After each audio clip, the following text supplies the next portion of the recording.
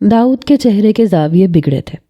وہ کہنے لگا مجھے ایسا چھچھورا پن بالکل پسند نہیں، پتہ نہیں ایسی بے شرمیاں لوگ کیسے کر لیتے ہیں۔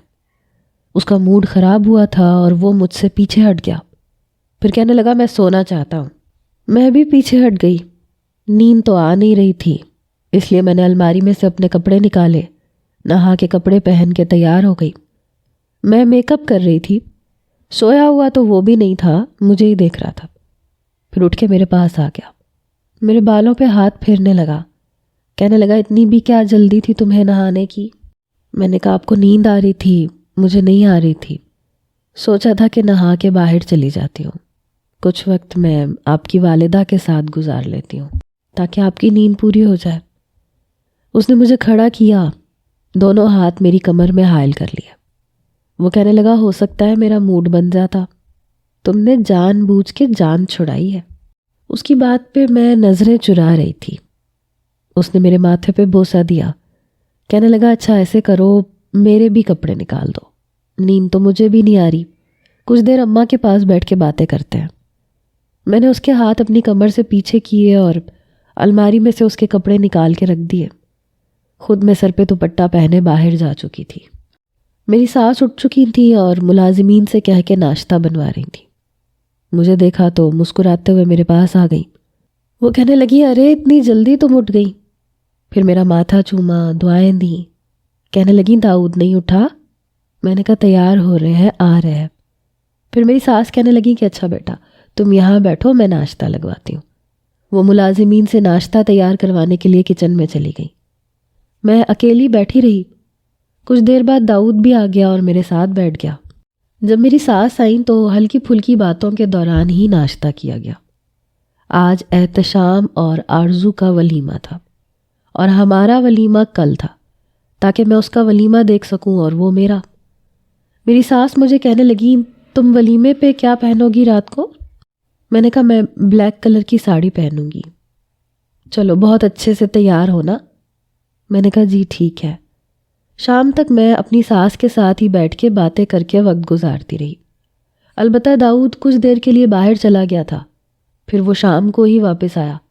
میں نے اس کا بلیک کلر کا پینٹ کوٹ بھی نکال دیا اور اپنی بلیک ساڑی بھی۔ جب وہ کمرے میں آیا تو میں ساڑی پہن چکی تھی۔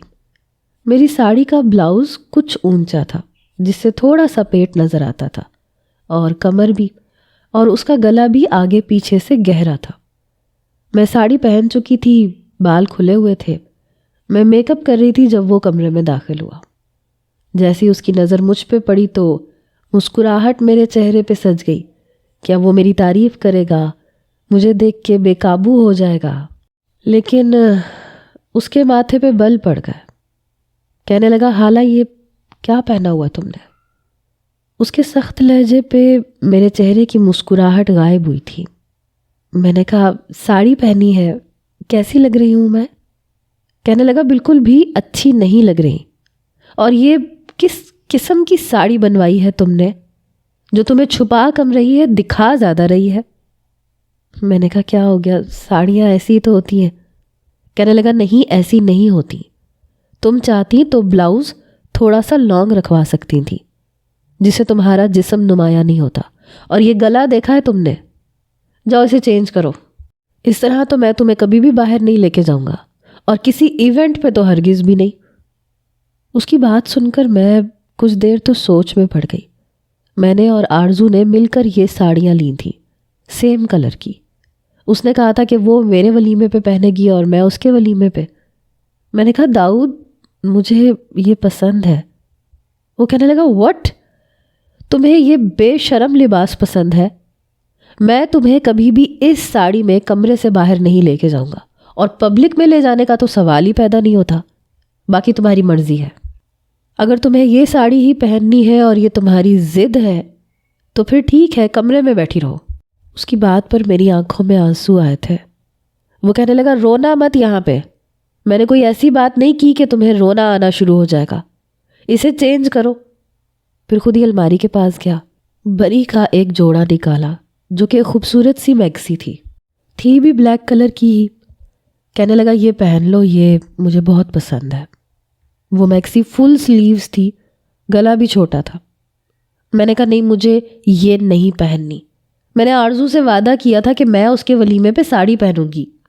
داؤد کہنے لگا تمہیں ساڑی پسند ہے، میں تمہیں لا کے دوں گا، لیکن یہ نہیں پہنو گی۔ میں نے کہا کیوں نہیں پہنوں گی، مجھے یہی پہننی ہے، سب پہنتے ہیں، آپ جا کے شادی پہ دیکھیے گا کہ خواتین کس طرح کی ساڑیاں پہنتی ہیں۔ وہ کہنے لگا مجھے باقی کی کسی خواتین سے کوئی مسئلہ نہیں ہے، وہ میری کچھ نہیں لگتی، تم میری بیوی لگتی ہو۔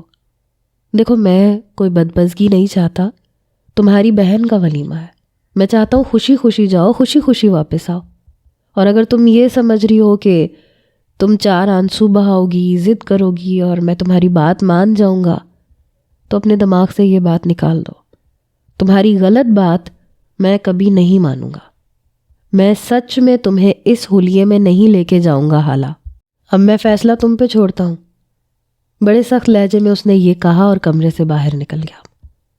میں تو اس کا رویہ سمجھ ہی نہیں پا رہی تھی، پل میں تولا پل میں ماشا، کبھی کچھ تو کبھی کچھ دیر میں غصے سے کمرے میں بیٹھی رہی، اپنے آنسو صاف کرتی رہی، پھر میں نے اپنی ساڑی اٹھا کے دور پھینکی اور وہی میکسی پہن لی۔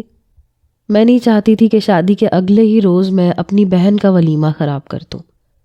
میں نے دوبارہ سے منہ دھویا، بس بہت سمپل سا میں تیار ہوئی، دل بھی نہیں چاہ رہا تھا تیار ہونے کا۔ ساڑی میں کتنی پیاری لگ رہی تھی میں، اور اس میکسی میں پتہ نہیں کیوں مجھے اپنا آپ اچھا نہیں لگ رہا تھا۔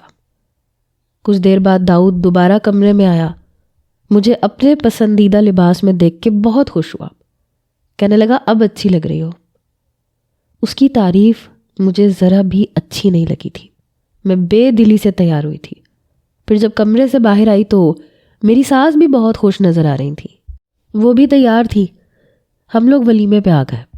میرے والدین نے مجھے دیکھا تو میری خیریت پوچھنے لگے، کیسی ہو، ٹھیک ہو؟ میں نے کہا جی اماں میں بالکل ٹھیک ہوں۔ پھر داؤد کے سر پہ پیار دینے لگی، میری ساس سے باتیں کرنے لگی۔ میری والدہ نے، میرے والد نے ہم سب کو اندر لے جا کے بٹھایا۔ احتشام بھائی کے والد اور والدہ بھی بہت پوچھ رہے تھے، مجھے بھی، داؤد کو بھی اور میری ساس کو بھی، اور سب نے میری تعریف کی تھی، لیکن مجھے کسی کی بھی تعریف اچھی نہیں لگ رہی تھی۔ کچھ دیر بعد آرزو اور احتشام بھائی ایک ساتھ ہال میں داخل ہوئے۔ احتشام نے آرزو کی کمر پہ ہاتھ رکھا تھا اور اپنے ساتھ لگائے اسے اندر لے آئے۔ اسٹیج پہ آتے ہی ان کا فوٹو سیشن شروع ہو چکا تھا، جو شاید داؤد کو اچھا نہیں لگ رہا تھا۔ وہ ماتھے پہ بل ڈالے نظریں جھکائے بیٹھا ہوا تھا۔ میری والدہ آئی، کہنے لگی حالہ بیٹا تم لوگ بھی تصویریں کھنچوا لو۔ اس سے پہلے کہ میں کچھ کہتی داؤد کہنے لگا نہیں آنٹی ہم ایسے ہی ٹھیک ہے۔ یہ کہتے ہوئے وہ میرا ہاتھ پکڑ چکا تھا، شاید اسے یہ لگ رہا تھا کہ میں خود ہی اٹھ کے چلی جاؤں گی۔ دل تو میرا یہی چاہ رہا تھا، جب اس کے نزدیک میری کسی بات کی، میری کسی پسند کی کوئی اہمیت نہیں تھی تو پھر میں کیوں اس کی پابند رہتی۔ کچھ دیر بعد جب وہ دونوں صوفے پہ بیٹھے تو سب مہمان ان کے برابر میں بیٹھ کے تصاویر کھنچوانے لگے۔ تب مجھے داؤد اپنے ساتھ لے کے گیا۔ جیسے ہی میں آرزو سے ملی، مجھے دیکھ کے آرزو کہنے لگی یہ کیا پہن لیا تم نے، ساڑی کہاں ہے تمہاری جو ہم نے خریدی تھی؟ میں نے کہا وہ میں پہن رہی تھی، لیکن داؤد نے کہا کہ میری پسند کی میکسی پہن لو۔ وہ کہنے لگی بہت بری بات ہے، تم نے وعدہ کیا تھا کہ تم میرے ولیمے پہ ساڑی پہنو گی، ذرا بھی اچھی نہیں لگ رہی، ایسے لگ رہا ہے دلہن کی بہن نہیں ہو، بس ایک عام سی مہمان ہو۔ پھر احتشام سے کہنے لگی احتشام بتاؤ یہ اچھی لگ رہی ہے کہ نہیں، ساڑی میں زیادہ اچھی لگتی نا۔ احتشام جو داؤد کے برابر میں بیٹھا تھا وہ میری طرف دیکھنے لگا، پھر کہنے لگا ہاں واقعی تم اس میں اتنی اچھی نہیں لگ رہی، ساڑی بہت سیکسی قسم کی تھی، اس میں زیادہ اچھی لگتی، بالکل کسی فلمی ہیروئن جیسی۔ یہ سننا تھا کہ داؤد فوراً سے کھڑا ہو گیا، کہنے لگا چلو نیچے اترو۔ میں حیران تھی کہ ابھی سے کیا ہوا۔ وہ کہنے لگا نیچے اترو چلو۔ اس نے میرا ہاتھ پکڑا اور مجھے اسٹیج سے نیچے لے گیا، پھر وہاں لے جا کے مجھے وہیں کرسی پہ بٹھا دیا اور خود میرے برابر میں بیٹھ کے کہنے لگا تمہارا بہنوئی پاگل تو نہیں ہے، کس قسم کی باتیں کرتا ہے یہ؟ میں نے کہا ایسا بھی کیا کہہ دیا انہوں نے؟ آپ کو ہر بات پہ ہی اعتراض ہے، لیکن میں یہاں پہ آپ کی مرضی کا لباس پہن کے آ گئی ہوں، اس لیے کہ میں یہاں پہ کوئی تماشا نہیں کرنا چاہتی۔ ہر چیز اب آپ کی مرضی کے مطابق نہیں ہو سکتی، ہر انسان آپ کی مرضی کے مطابق چل بھی نہیں سکتا۔ پلیز، اگر آپ کو یہی سب کچھ کرنا ہے تو میں واپس چلی جاتی ہوں۔ میری بات سن کے وہ کچھ دیر مجھے دیکھتا رہا، پھر اٹھ کے چلا گیا اور جا کے ہال کی سب سے آخری ٹیبل پہ بیٹھ گیا۔ میں نے بھی پرواہ نہیں کی، میں اپنی کرسی سے اٹھی اور جا کے آرزو کے ساتھ بیٹھ گئی۔ وہ کہنے لگی، یہ تمہارے شوہر کا کیوں منہ بنا ہوا ہے؟ میں نے کہا، اس کا منہ ہی ایسا ہے، تم چھوڑو، تم دونوں بہت اچھے لگ رہے ہو۔ کچھ دیر بعد ہال کی ساری لائٹس بند ہو چکی تھیں، اسٹیج پہ رنگ برنگی لائٹس جلنے لگیں، ساتھ رومانٹک سانگ بھی چل رہا تھا، کپل ڈانس شروع ہو چکا تھا۔ احتشام اور آرزو آپس میں ڈانس کر رہے تھے، اور بھی ان کے کچھ رشتہ دار تھے۔ جب آرزو نے میرا ہاتھ پکڑا، کہنے لگی، کہاں ہے تمہارا پارٹنر، بلاؤ اسے۔ میں نے کہا، میرا ہاتھ چھوڑو، مجھے نہیں ڈانس کرنا۔ وہ کہنے لگی، ایسے کیسے نہیں کرنا، سب کر رہے ہیں، چلو آؤ نا۔ آرزو نے مجھے بھی اپنے ساتھ گھسیٹ لیا۔ احتشام کہنے لگا، تمہارا ہیرو کدھر ہے، نظر نہیں آ رہا۔ میں نے کہا، پتہ نہیں، شاید کہیں باہر گئے ہیں۔ میں نے جان بوجھ کے جھوٹ بول دیا تھا۔ کیا کہتی کہ منہ پھلا کے ہال کی آخری ٹیبل پہ بیٹھا ہے کسی اجنبی کی طرح۔ احتشام بھائی کہنے لگے، چلو کوئی بات نہیں، تم ہمیں جوائن کر لو۔ ساتھ ساتھ وہ اپنے موبائل سے اپنی اور آرزو کی ویڈیو بنا رہے تھے۔ دونوں ایک دوسرے کے رخسار سے رخسار ملائے ساتھ میں ڈانس کر رہے تھے اور ساتھ میں ویڈیو بنا رہے تھے۔ وہ بہت اچھی طرح سے اپنا ولیمہ انجوائے کر رہے تھے اور میں بس وہاں کھڑی تالیاں بجا رہی تھی۔ جب ایک دم سے احتشام بھائی نے میرا ہاتھ پکڑا اور مجھے اپنی طرف کھینچا، میں حیران رہ گئی جب انہوں نے میری کمر پہ ہاتھ رکھا اور میرے ساتھ ڈانس کرنے لگے۔ وہ آرزو سے کہنے لگے، تم جیلس تو نہیں ہو رہی، میں تمہاری بہن کے ساتھ تھوڑا سا ڈانس کر لوں؟ تو آرزو ہنسنے لگی، کہنے لگی، نہیں، میں کیوں جیلس ہونے لگی؟ لیکن میں گھبرا گئی تھی۔ مجھے یہ ڈر لگ رہا تھا کہ کہیں داؤد نے دیکھ لیا تو پتہ نہیں کیسے ریئیکٹ کرے گا، لیکن شاید اس نے نہیں دیکھا تھا۔ کچھ دیر زبردستی وہ مجھے اپنے ساتھ ڈانس کرواتے رہے اور میں یہی کہتی رہی کہ مجھے نہیں آتا ڈانس۔ 2 منٹ بعد احتشام نے مجھے چھوڑ دیا۔ کہنے لگے، بڑی بور لڑکی ہو، آرزو تو میرا ساتھ دیتی ہے۔ بہرحال میں اسٹیج سے نیچے اتر کے اپنی ساس کے ساتھ بیٹھ گئی، جو میری والدہ اور احتشام کی ساس کے ساتھ باتوں میں مصروف تھیں۔ کچھ دیر بعد ہی کھانا وغیرہ لگ چکا تھا۔ میں نے پیچھے مڑ کے دیکھا تو داؤد وہیں بیٹھا ہوا تھا، لیکن کھانا نہیں کھا رہا تھا۔ میں نے بھی پرواہ نہیں کی تھی، اپنی ساس کے ساتھ بیٹھ کے میں نے کھانا کھایا۔ واپسی کا وقت آیا تو وہ ہمارے پاس آیا، کہنے لگا، اماں کب تک چلنا ہے؟ میری ساس کہنے لگی، بس چلتے ہیں۔ داؤد نے میری طرف دیکھا تک نہیں تھا۔ میں نے بھی نظریں بدل لی۔ وہ مجھے کیوں ایٹیٹیوڈ دکھا رہا تھا؟ میں نے کیا کیا تھا؟ کچھ دیر بعد میری ساس نے میری والدہ سے اجازت مانگی اور ہم باہر آ گئے۔ داؤد پہلے سے ہی گاڑی میں بیٹھا تھا۔ میری ساس کہنے لگی، حالا بیٹا تم آگے بیٹھ جاؤ۔ میں چپ چاپ آگے بیٹھ گئی۔ داؤد نے گاڑی اسٹارٹ کی۔ گھر پہنچ کے جب میں کمرے میں آئی تو میں نے سب سے پہلے الماری میں سے اپنا سادہ سا سوٹ نکالا اور واش روم میں چلی گئی، اپنے کپڑے تبدیل کیے، اور جب واش روم سے باہر آئی تو اس وقت داؤد کمرے کا دروازہ بند کر رہا تھا۔ دروازہ بند کر کے اس نے دروازہ لاک کیا اور بڑے غصے سے بیڈ پہ بیٹھ گیا۔ اپنے شوز اتارے، اپنے موزے اتارے، شوز میں رکھے، شوز بیڈ کے نیچے دھکیلے۔ میں نے اپنا جوڑا ہینگر میں لگا کے الماری میں رکھا۔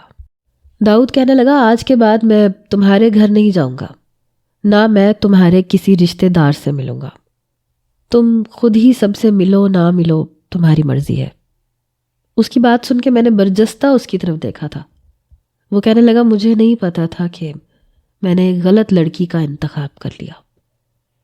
اس کی بات پر تو جیسے مجھے آگ سی لگی۔ میں نے اسے کیا کہا تھا؟ اس کی مرضی کے کپڑے پہنے تھے، اس کی پسند کو مقدم رکھا تھا، اپنی خواہش کو مارتے ہوئے، اور وہ کہہ رہا تھا کہ میں غلط لڑکی ہوں۔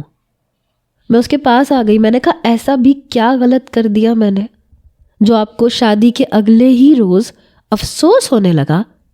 میرا لہجہ بلند ہوا تھا. وہ بھی بیڈ سے کھڑا ہو گیا, میرے مقابل کھڑا ہو کے کہنے لگا یعنی تمہیں اتنا بھی احساس نہیں ہے حالہ کہ تم نے کیا کیا ہے؟ وہ کچھ حیران تھا اور کچھ غصے میں تھا. میں نے کہا کیا کیا ہے میں نے؟ وہ کہنے لگا شاید تمہارے گھرانے کی لڑکیاں اپنے بہنوئی کے گلے کا ہار بننے کو بڑی بات نہیں سمجھتی, اسے جائز سمجھتی ہیں, اس لیے انہیں یہ غلط لگتا ہی نہیں ہے. یہ سن کے میں تپ کے رہ گئی. میں نے کہا داؤد آپ حد سے بڑھ رہے ہیں. وہ غصے سے دھاڑا تھا, کہنے لگا شٹ اپ حالہ, اپنی آواز نیچے کرو. اس وقت میں کس کیفیت سے گزر رہا ہوں یہ میں جانتا ہوں. یہ میرا ظرف ہے کہ میں نے تمہاری بہن کے ولیمے پہ سب کے سامنے تمہارے منہ پہ تھپڑ نہیں مار دیا یا احتشام کا گریبان نہیں پکڑا. وہ ہوتا کون ہے تمہارے قریب آنے والا, تمہاری کمر پہ ہاتھ رکھ کے ناچنے والا, اور تم کون ہوتی ہو اسے اس طرح کی اجازت دینے والی؟ وہ اس قدر غصے میں تھا, لگ رہا تھا پتہ نہیں میرے ساتھ کیا کر بیٹھے گا. اس نے میرے دونوں بازو پکڑ لیے, کہنے لگا بتاؤ مجھے حالہ, اس نے تمہیں چھوا تو چھوا کیسے؟ یہ کہہ کے اس نے مجھے جھنجھوڑ کے رکھ دیا. میں اس کے غصے کو دیکھ کے ڈر گئی تھی. وہ کہنے لگا کچھ پوچھ رہا ہوں تم سے. اس نے تمہیں چھوا تو چھوا کیسے؟ غصے کے مارے اس کا سانس بری طرح سے پھول رہا تھا اور اس کی غضبناک آنکھیں میری جان نکال رہی تھیں. میں اس کے اس قسم کے رد عمل کا سوچ بھی نہیں سکتی تھی کہ وہ ذرا سی بات پہ اس طرح سے تماشا بھی لگا سکتا ہے. اپنا چہرہ اس نے میرے قریب کیا, کہنے لگا آئندہ میں لحاظ نہیں کروں گا حالہ, میں اس کا منہ توڑ کے رکھ دوں گا, کیونکہ میری بیوی پہ صرف میرا حق ہے. تمہیں چھونے کا حق میں کسی اور کو نہیں دیتا, کسی کو بھی نہیں. وہ غصے سے کہہ رہا تھا اور میں یوں تھی کہ میرا سانس رک کے میرے سینے میں تھم سا گیا. پھر کہنے لگا تمہیں سمجھ آ رہا ہے میں کیا کہہ رہا ہوں؟ آ رہا ہے سمجھ؟ میں نے اپنی آنکھیں بند کر لی اور اسبات میں سر ہلانے لگی. مجھے داؤد کے غصے سے بے تحاشا خوف آیا تھا. شاید اگر میں کچھ اختلاف کرتی تو وہ مجھ پہ ہاتھ بھی اٹھا لیتا. میں تھر تھر کانپنے لگی. تب اس کے ہاتھوں کی گرفت کچھ ڈھیلی پڑی. اس نے میرے دونوں بازو چھوڑ دیے, پھر گہرے گہرے سانس لینے لگا. وہ بیڈ پہ بیٹھ چکا تھا. سائڈ ٹیبل پہ رکھے جگ سے اس نے گلاس میں پانی ڈالا. ایک ہی گھونٹ میں پانی پی کے گلاس خالی کر چکا تھا. پھر اپنے بگڑے تنفس کو اعتدال پہ لانے لگا. میں ابھی بھی کسی بت کی طرح وہیں کھڑی تھی. وہ کہنے لگا یہاں کیا کھڑی ہو, جاؤ جا کے لیٹو اپنی جگہ پہ. یہ کہہ کے وہ کھڑا ہوا, الماری میں سے اپنا نائٹ سوٹ نکالا اور واش روم میں چلا گیا. میری آنکھوں سے آنسو بہنے لگے. داؤد اس قدر کنزرویٹو بھی ہو سکتا ہے میں سوچ بھی نہیں سکتی تھی. سبھی ایک دوسرے کے ساتھ ڈانس کر رہے تھے. میں نے تو 2 منٹ سے زیادہ ڈانس کیا بھی نہیں تھا. اور داؤد نے؟ میں نے اپنے چہرے پہ دونوں ہاتھ رکھے اور رونے لگی. واش روم سے مجھے شاور کی آواز آ رہی تھی. شاید وہ نہا رہا تھا. میں بیڈ کی دوسری جانب آ کے لیٹ گئی, لیکن میرے آنسو نہیں رک رہے تھے. جب وہ واش روم سے کمرے میں آیا تو میں سسکیوں سے رو رہی تھی. داؤد نے کمرے کی لائٹ بند کی, اپنی جگہ پہ لیٹ گیا, اور میرا رونا تھا کہ بند نہیں ہو رہا تھا. میں روئے جا رہی تھی. حالہ میں سونا چاہتا ہوں, تمہیں رونا ہے تو کمرے سے باہر جا سکتی ہو. بڑی بے رخی سے اس نے مجھ سے کہا تھا. میں چاہتی تھی کہ میں چپ ہو جاؤں, لیکن مجھ سے چپ نہیں ہوا جا رہا تھا. میں بس روئے جا رہی تھی. حالہ تمہیں سنائی دے رہا ہے میں کیا کہہ رہا ہوں؟ تم چپ ہو رہی ہو کہ میں؟ اس سے پہلے کہ وہ کچھ اور کہتا میں نے کہا داؤد آئی ایم سوری. یہ سن کے اس نے کروٹ بدل لی. میری جانب سے اپنا رخ موڑ چکا تھا, لیکن میں ابھی بھی اس کے مخالف جانب رخ کیے روئے جا رہی تھی. وہ کہنے لگا ادھر آؤ, میرے پاس آؤ. اس بار اس کا لہجہ قدرے نرم تھا, لیکن میں ویسے ہی لیٹی رہی. اس نے میرے چہرے پہ ہاتھ رکھا, میرا رخ اپنی جانب کیا, پھر بے ساختہ مجھے اپنے سینے سے لگا لیا. وہ کہنے لگا آئی لو یو. برداشت نہیں ہوا تھا. کیا کروں میں؟ کیا کوئی بھی شوہر یہ سب کچھ برداشت نہیں کر سکتا؟ یا شاید میں ہی ایسا ہوں. پلیز حالہ تم دور رہا کرو احتشام سے. مجھے بالکل اچھا نہیں لگا کہ تمہیں اس طرح سے ڈانٹ کے اور رلا کے. میں اس کے سینے سے لگی ابھی بھی رو رہی تھی. وہ کہنے لگا اچھا پلیز چپ ہو جاؤ، مجھے برا لگ رہا ہے. میں تمہیں اتنا زیادہ ڈانٹنا نہیں چاہتا تھا، لیکن بس غصے میں پاگل سا ہو گیا تھا. میری کمر کو سہلاتے ہوئے وہ بڑی نرمی سے کہہ رہا تھا.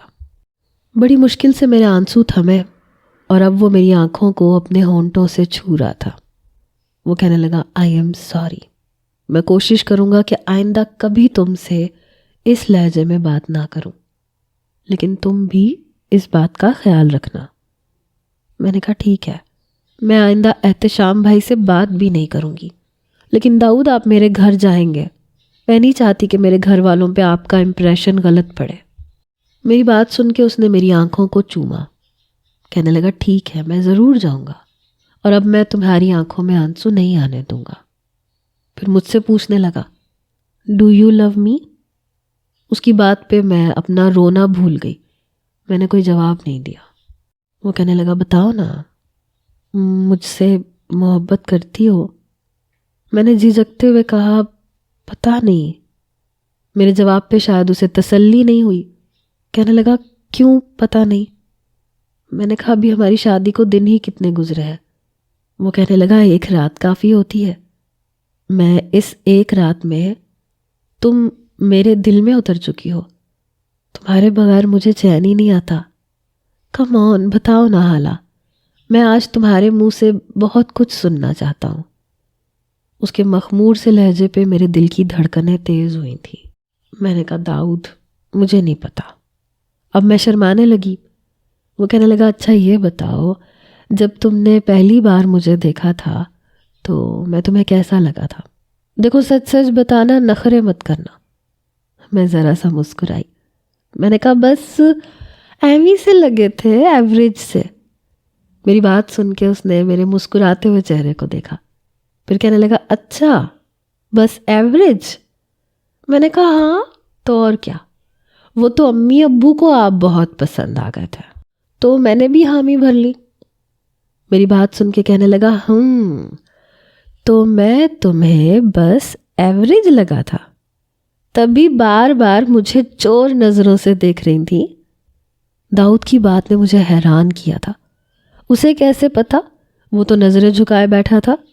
میں نے کہا آپ کو کیسے پتا؟ اس نے مجھے اپنے اندر سمیٹا تھا. کہنے لگا سب پتا ہے مجھے، اب شرافت سے سچ بتاؤ، اچھا لگا تھا نا میں تمہیں؟ میں نے کہا ہاں. میرے اس اظہار پہ اس کی بے اختیاری بڑھی. داؤد کی محبت میں کھونے لگی. اپنے ولیمے پہ میں بہت پیاری لگ رہی تھی. آرزو نے وہی بے باک سی ساڑی پہنی تھی، لیکن میں نے توجہ نہیں دی. شادی کے چند روز بعد داؤد مجھے ہنی مون پہ لے گیا. اس کی سنگت میں گزرے دن کا پتہ ہی نہیں چلا. اس نے اپنی محبت نچھاور کرنے میں کوئی کمی نہیں چھوڑی تھی. ایک رات مجھے ساڑی لا کے دی. کہنے لگا تمہیں ساڑی پسند ہے، یہ پہنو. وہ نیٹ کی ساڑی تھی اور اس کا بلاؤز بہت چھوٹا تھا. میں نے کہا داؤد میں یہ پہنوں؟ کہنے لگا ہاں میرے لیے. اس بند کمرے میں تم جو چاہو پہن سکتی ہو. میں نہیں چاہتا کہ تمہاری کوئی بھی خواہش ادھوری رہ جائے، لیکن اس سب میں صرف میں تمہیں دیکھوں، کوئی اور نہیں. ہنی مون کے دوران اس نے مجھے خوب شاپنگ بھی کروائی تھی. میں بہت خوشی خوشی واپس آئی تھی. ہنی مون پہ آرزو بھی گئی تھی. احتشام بھائی اسے دبئی لے کے گئے تھے. ہمارا ٹور بس 10 دن کا تھا. ہم واپس آ چکے تھے، لیکن احتشام اور آرزو ابھی واپس نہیں آئے تھے. میں نے کھانا بنانا شروع کر دیا تھا. رات کو میں اپنے کمرے میں آئی تو داؤد اپنے لیپ ٹاپ پہ مصروف تھا. میں بیڈ پہ آ کے لیٹ گئی. میں سونے کا ارادہ کر ہی رہی تھی جب آرزو کی کال آئی. میں نے موبائل کان سے لگایا تو وہ کہنے لگی حالہ کیسی ہو؟ اس کی آواز کافی چہک رہی تھی. میں نے کہا میں بالکل ٹھیک ہوں. وہ کہنے لگی اچھا میں نے تمہیں ٹک ٹاک کا لنک بھیجا ہے، اسے دیکھو تمہیں بہت زور کا جھٹکا لگے گا۔ میں نے کہا ایسا بھی کیا ہے؟ وہ کہنے لگی دیکھو تو۔ میں نے فون بند کر دیا، ٹک ٹاک اوپن کیا لیکن میرا نیٹ پیکج ختم ہو گیا تھا۔ میں نے داؤد سے کہا کہ اپنے موبائل کا ہاٹ اسپاٹ اوپن کر دیں۔ وہ کہنے لگے ایسا بھی کیا دیکھنا ہے؟ میں نے کہا پتہ نہیں آرزو نے لنک بھیجا ہے کوئی، کہہ رہی ہے دیکھو تمہارے ہوش اڑ جائیں گے، شاید دبئی میں کسی خطرناک جھولے پہ بیٹھ گئی ہوگی تبھی کہہ رہی ہے۔ داؤد نے اپنا لیپ ٹاپ بند کیا، اسے سائڈ ٹیبل پہ رکھ دیا، پھر اپنا موبائل اٹھایا اور ہاٹ اسپاٹ آن کر کے میرا بازو سیدھا کر کے اس پہ لیٹ گیا۔ میں نے جیسے ہی وہ لنک اوپن کیا میرے ہوش اڑ کے رہ گئے تھے، کیونکہ احتشام اور آرزو دبئی کے سمندر میں نہا رہے تھے۔ احتشام بالکل شرٹ لیس تھا اور آرزو کے کپڑے پانی کی وجہ سے اس کی رانائیاں چھپانے میں ناکام ہو رہے تھے۔ ایک نظر ہی داؤد کی اس ویڈیو پہ پڑی تھی اور اس نے فوراً سے نظر ہٹا لی۔ وہ کہنے لگا یہ کیا بےہودگی ہے؟ اس ویڈیو پہ بہت ویوز تھے۔ میں نے فوراً سے بند کر دی۔ داؤد کہنے لگا مجھے تمہارا بہنوئی مرد نہیں لگتا۔ عورت ماں کو، بہن، بیٹی یا بیوی، مرد کی غیرت ہوتی ہے، وہ اسے یوں پبلک نہیں کرتا۔ میں چپ سی ہو گئی۔ داؤد نے مجھ سے موبائل پکڑا اور ایک طرف رکھ دیا اور لیمپ بند کر دیا۔ کچھ دیر وہ مجھ سے ادھر ادھر کی باتیں کرتا رہا، پھر سو گیا۔ مجھے حیرت آرزو پہ ہو رہی تھی کہ اس نے یہ سب کیا تو کیا کیوں؟ بہرحال میں داؤد کی نظروں میں ضرور شرمندہ ہو کے رہ گئی تھی۔ چند روز بعد وہ لوگ واپس آ گئے۔ آرزو نے مجھے اپنے گھر دعوت پہ بلایا تھا۔ میں نے جھجکتے ہوئے داؤد سے پوچھا تھا کیونکہ وہ احتشام بھائی کو پسند نہیں کرتا تھا۔ میں نے کہا داؤد آرزو نے کھانے کی دعوت پہ بلایا ہے، اسے کیا جواب دوں؟ وہ کہنے لگے ہاں چلیں گے، تم تیار رہنا، مجھے تو ویسے بھی زیادہ دیر نہیں لگتی، تم البتہ بہت دیر لگاتی ہو۔ اس کا خوشگوار موڈ دیکھ کے میں مطمئن سی ہو گئی۔ میں نے کہا لڑکیوں کو ٹائم لگتا ہے۔ وہ کہنے لگا اتنا؟ میں نے کہا اتنا مطلب کتنا؟ وہ کہنے لگا 15 منٹ تو تم مجھ سے یہ پوچھنے میں لگا دیتی ہو کہ داؤد بتائیں میں کیا پہنوں، اور تم اچھی طرح جانتی ہو کہ مجھے اس چیز کا آئیڈیا بالکل بھی نہیں ہے، لیکن تم زبردستی پوچھتی رہتی ہو۔ یہ سن کے میں نے اس کے گلے میں اپنے دونوں بازو ڈال دیے۔ میں نے کہا تو کیوں نہ پوچھوں، آپ کے لیے تو سجنا ہوتا ہے مجھے، اس لیے آپ سے ہی پوچھوں گی۔ وہ مسکرانے لگا، پھر کہنے لگا مجھے تم ہر رنگ میں اچھی لگتی ہو، جو بھی پہن لو تم پہ جچتا ہے۔ مجھے اپنے حصار میں لیتے ہوئے اس نے یہ کہا تھا۔ میں داؤد کے ساتھ خوش تھی، اسے بس یہ تھا کہ میں اس کی ہر بات مانوں، اور میں اختلاف نہیں کرتی تھی۔ بہرحال میں آرزو کے گھر جانے کے لیے تیار تھی۔ جب داؤد آفس سے واپس آیا، اس کے کپڑے میں تیار کر چکی تھی۔ وہ کمرے میں آتے ہی مجھ سے معانقہ ضرور کرتے تھے، اور مجھے بھی اس چیز کی عادت سی ہو گئی تھی۔ وہ کہنے لگے واہ بہن کے گھر جانے کی اتنی جلدی ہے تمہیں حالا، آج تو میرا انتظار ہی نہیں کیا، پوچھا بھی نہیں کہ داؤد میں کیا پہنوں۔ میں ہنسنے لگی۔ میں نے کہا اس لیے کہ میں تو آپ کو ہر حال میں اچھی لگتی ہوں۔ وہ کہنے لگے میں سمجھ گیا ہوں، تم ایسے سوال مجھے تنگ کرنے کے لیے کرتی ہو۔ آج تمہاری بہن کے گھر دعوت ہے تو وقت سے پہلے تیار ہو، اس لیے میں سوچ رہا ہوں کچھ دیر سو جاؤں پھر تیار ہوں گا۔ میں نے داؤد کو آنکھیں دکھائی، میں جانتی تھی مجھے تنگ کر رہے ہیں۔ وہ پھر ہنسنے لگے، کہنے لگے میں بس 10 منٹ میں تیار ہو جاتا ہوں، تم اپنا عبایا پہن لو۔ میں نے کہا عبایا؟ وہ کہنے لگے ہاں چلو شاباش جلدی سے پہن لو۔ میں پہننا تو نہیں چاہتی تھی لیکن پھر بھی میں نے چپ چاپ پہن لیا، اسکارف بھی پہن لیا۔ داؤد جب تیار ہوا تو مجھے دیکھ کے کہنے لگا تم نے نقاب نہیں کیا۔ میں نے کہا داؤد میں نے کبھی نقاب نہیں کیا، مجھے عادت نہیں ہے، عجیب سا لگتا ہے۔ وہ کہنے لگا ہاں لیکن مجھے اچھا لگتا ہے۔ یہ کہتے ہوئے میرے اسکارف سے ہی انہوں نے میرا چہرہ چھپا دیا۔ پھر کہنے لگے لو میں نے تمہارا کام آسان کر دیا، اب چلو۔ یہ کہہ کے وہ مجھے کمرے سے باہر لے گئے۔ اپنی ساس کو خدا حافظ کہہ کے میں باہر نکلی۔ ہمارے گھر میں کوئی بھی یوں نقاب نہیں کرتا تھا، اس لیے مجھے بہت عجیب لگ رہا تھا۔ جب ہم آرزو کے گھر پہنچے تو دروازہ آرزو نے ہی کھولا تھا۔ میں اس سے گلے ملی۔ داؤد نے بس اسے سلام کیا۔ وہ کہنے لگی، حالہ یہ کیا پہن رکھا ہے؟ یہ کس قسم کے کپڑے ہیں؟ پکی ڈاکو لگ رہی ہو۔ یہ کہتے ہوئے آرزو نے داؤد کی طرف اپنا ہاتھ بڑھایا۔ شاید وہ اس سے ہاتھ ملانا چاہتی تھی، لیکن وہ منع کر گیا کہ میں کسی خاتون سے ہاتھ نہیں ملاتا۔ یہ سن کے آرزو نے بڑی حیرت سے اسے دیکھا، پھر کہنے لگی، آئیے نا آپ لوگ اندر آئے۔ جیسے ہی ہم اندر آئے، احتشام بھائی اپنی والدہ کے ساتھ بیٹھے باتوں میں مصروف تھے۔ ہمیں دیکھ کے اٹھ کے کھڑے ہو گئے، داؤد سے گلے ملے۔ میں نے بس سلام کیا اور میں آرزو کی ساس سے ملنے لگی۔ اس کی ایک نند بھی غیر شادی شدہ تھی، اس سے بھی میں ملی۔ اس کی ساس مجھے دیکھ کے کہنے لگی، ارے یہ کیا حلیہ بنا رکھا تم نے لڑکی، اتارو نقاب، سانس کیسے آ رہا ہے تمہیں؟ یہ کہتے ہوئے وہ میرا نقاب نیچے کر چکی تھی۔ آرزو کہنے لگی، حالہ یہ تمہیں برقعے نقاب کی کیا سوجی؟ پہلے تو کبھی نہیں پہنا تم نے۔ میری نظریں داؤد پہ اٹھی۔ میں نے کہا، بس ایسے ہی ابھی شوق ہو گیا ہے۔